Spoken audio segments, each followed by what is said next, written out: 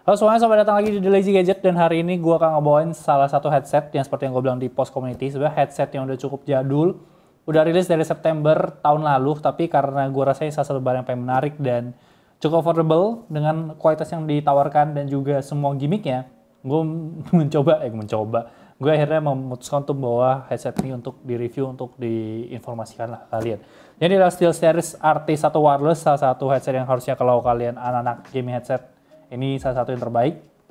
Karena kalau lihat awardnya, salah, kebalik. Sebanyak ini, harusnya dari top 10 bisa lihat sebanyak ini, cuman emang dia ada RT1, 7, 5, 3 Pro. Karena sebenarnya RT1 sampai 7 itu drivernya sama semua, jadi harusnya dari soundstick-nya sama-sama aja. Bagian belakang kalian bisa ngeliat ini headsetnya bisa untuk PC, Switch, Android, PS4. Pakai dongle, bisa buat Switch ini PC, handphone, PS4 ya. Terus samping juga kayak dikasih lihat kelengkapannya apa aja. Cukup lengkap sebenarnya untuk semua penulisan di sini. Untuk dibuka, ini harusnya bukanya ini isolasinya dibuka dulu. Cuman karena anak-anak pada nggak santai gitu ya. Ini keangkat semua tulisannya. Oke, ini kita angkat. Warna orange seperti biasa. Khasnya SteelSeries. Dan kita tarik keluar dulu. Gue taruh bawah ya.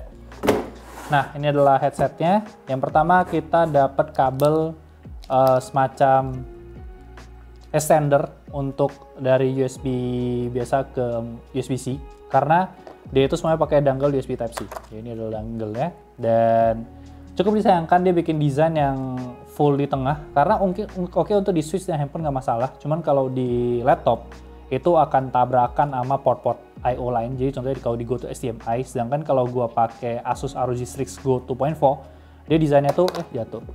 Dia desainnya tuh kayak manjang ke samping, jadi kayak kalian ini masukin kalau ada port di bawah bisa kalian putar.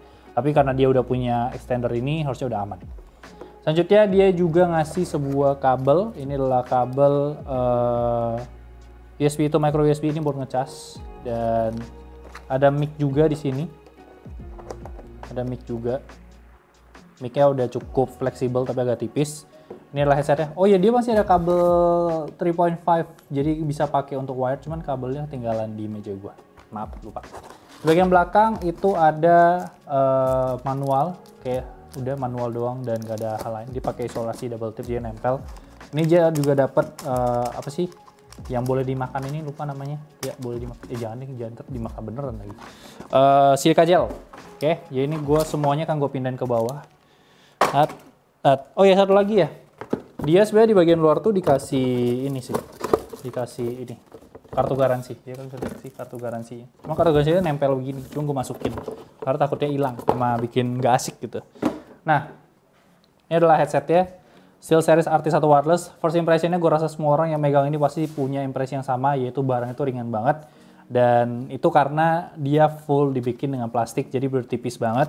Cuman bagian ininya masih yang metal aluminium, jadi harusnya masih cukup kuat, cuman ini tipis, so agak harus dijaga. Untuk retract-nya itu kira-kira segini, nih, segede ini. Nah, kalian bisa lihat untuk yang atas. Terus kalau expandable-nya segini, dia juga bisa diputar, jadi bisa putar, jadi nggak akan ganggu double chin kalian di sini. Bisa kiri kanan nggak ada masalah. Terus bagian padnya memang terlihat tebel, kayak nyaman banget. Cuman waktu kalian pakai itu berasa ini tipis dan ini fabric, jadi akan berhubungan sedikit dengan masalah isolasi suara, isolasi bass juga di sana. Bagian atas ada apa sih namanya? Headband ya, earband. Ya, pokoknya untuk bagian atas. Cuman Luis kan udah pakai ini cukup lama ya, katanya ini bisa lepas. Jadi kalau lepas gampang sih, tinggal ditempel doang. Untuk bagian kiri kanan cuma ada tulisan SteelSeries, nggak ada RGB sama sekali, jadi nggak kelihatan norak. Jadi ini bisa dipakai secara casual, bisa kalian pakai keluar. Untuk bawah dia ada tombol power, ini kan tahan 3 detik aja, jadi kalau kan tahan 3 detik dia bisa langsung nyala. Oh 5 deh, bukan 3. 2, 3, 4, 5. Nah, kalau nyala akan ada LED di sana. Kalau baterai kuning berarti kayak lagi di 25 to 50, kalau merah tuh 25 gitu. Kalau full tuh seakan ya hijau lah kayak biasa. Nah, ini juga bisa digunakan untuk angkat telepon, play musik, next music, previous music, cuma klik 1, 2, 3 kali. Jadi untuk kontrol sebenarnya nggak ada masalah sama sekali. Dan di sini kalian bisa lihat ada untuk lubang mic yang tadi, ini untuk lubang mic, kan tinggal colok masukin mic-nya aja. Terus di sini ada port micro USB untuk ngecas, ini untuk yang kabel 3.5 to 3.5, volume wheel, dan juga satu lagi untuk mic, jadi bisa mute mic dan unmute mic. Dan kalau dipakai sebenarnya ini menurut gue pribadi itu sebenarnya nyaman. Cuman karena tadi yang gue bilang untuk si siapa sih namanya, si earpad ini sebenarnya agak tipis, itu ngebuat telinga kalian tuh sangat dekat dengan driver. Walaupun baik lagi ke telinga orang masing-masing. Cuman di sini yang gue rasakan adalah clampingnya itu cukup keras. Jadi ketika kalian pakai cukup lama akan kerasa kurang nyaman karena di bagian sini kalian agak kurang enak. Tapi balik lagi ya ke bentuk kepala dari orang masing-masing. Kalau masalah konektivitas, dia bisa dipakai di Switch, PC, handphone, semua nggak ada masalah asal Type-C. Dan karena ada 2.4 wireless, dangle, nggak ada delay di sana. Jarak juga cukup jauh. Ini se-WH1000SM3, jadi kalian bisa dari, ya kalau seperti biasa kalau room tour tuh, gue dari sana sampai ke ujung sana. Di depan gerbang, itu nggak ada lost connection sama saya. Jadi it's a good thing banget.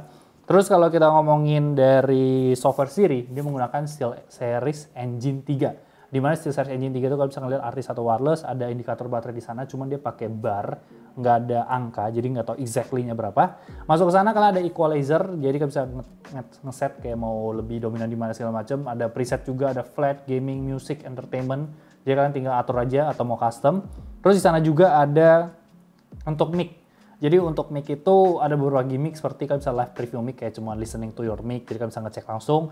Atau kalian bisa namanya mic Deviant, di mana mic Deviant ya harusnya. Mic side tone di mana kalian tuh bisa dengan kalian pakai, kalian tuh bisa mendengar suara sekitaran kalian. Jadi mic kalian tuh tetap nyala. Jadi gue lebih ngerasa ini gunanya itu ke meningkatkan awareness kalian. Karena kalau kalian biasa pakai headset kan suka nggak denger luar kan. Walaupun sebenarnya kalau kalian dengar lagu yang terlalu kenceng di 100% itu akan terlalu dominan, bahkan kayak terdengar tuh kayak sayup-sayup banget. Cuman setidaknya ada sedikit awareness di sana. Tapi kalau bener off ya kalian kalau mau denger orang tuh kalian nggak usah ngelepas si headset ini. Terus ada dynamic range compression juga untuk mengatur lagunya itu mau di range yang sama apa enggak. Jadi kayak semacam gimmick-gimmick. Terus ada juga kayak set 90 menit baru turn off sendiri dan sleep dan segala macam. Nah, ngomong-ngomong ini baterainya itu diklaim tuh bisa 20 jam dan cukup impresif karena dari penggunaan sehari-hari gua itu bisa sampai 20 jam lebih. Jadi kayak sehari itu mungkin pakai 6 jam bisa 4 sampai 5 hari. Jadi untuk masalah baterai ini aman banget dan gua rasa itu salah satu alasannya karena dia nggak punya banyak gimmick, dia pakai dongle dan juga nggak ada RGB di sana. So it's a good thing untuk ini. Nah, masuk ke sound quality. Laid back dan gue ngerasa ini natural banget. Ini mengingatkan gue pada M40X. Cuman di sini bisa bilang high-nya itu ya biasa aja, nggak harsh.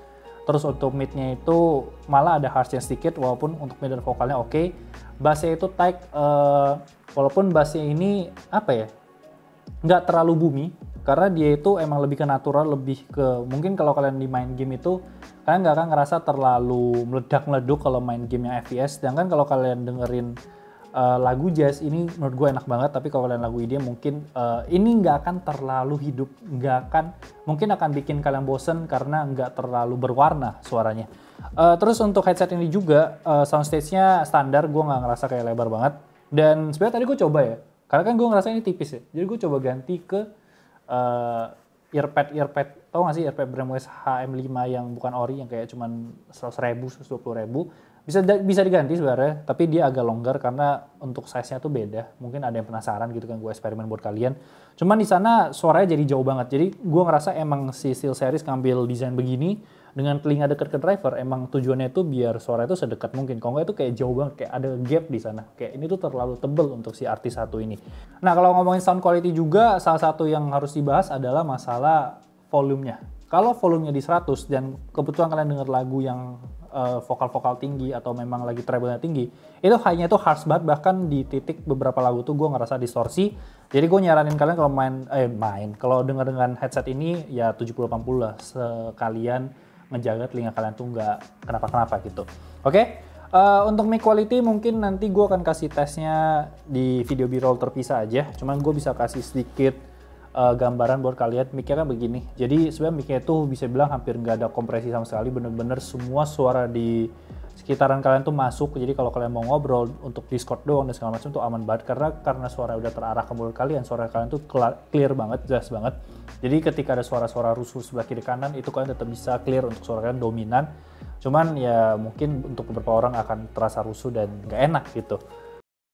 Oke, ini adalah suara dari artis satu wireless, dimana ambient soundnya itu pasti kalian dengar ada suara air ya. Itu adalah suara dari aquascape-nya Aldo, dan juga ini gue pakai Audacity dengan mic itu 100. Jadi kalian bisa kasih pendapat kalian mengenai mic ini, apakah sama dengan pendapat gue yang tadi gue sebutin sebelum masuk ke mic test ini.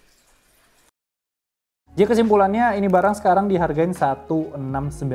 Kalau kemarin tahun lalu tuh masih 1,5, berarti memperlihatkan demand yang cukup tinggi juga untuk barang satu ini, harga yang naik.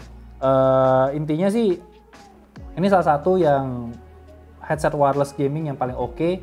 Ringan juga, baterai tahan lama dengan sound 6 yang netral dan sangat, kalau dari gua, Louis dan Sony, ini bisa bilang salah satu yang terbaik dan sangat disarankan untuk kalian beli kalau kalian itu lebih prefer yang wireless. Kalau kayak wired mungkin bisa Cloudmaster MH752. Cuman kalau tipe-tipe orang kayak gua, sekali lagi karena udah mencoba headphone wireless, itu tuh udah males banget untuk pakai kabel, karena kalau kalian bisa lepas dan langsung gerak begini, nggak usah ngelepas headset dan segala macam, bisa kemana-mana, langsung keluar dari meja kalian. Menurut gue itu adalah salah satu advantage yang cukup besar.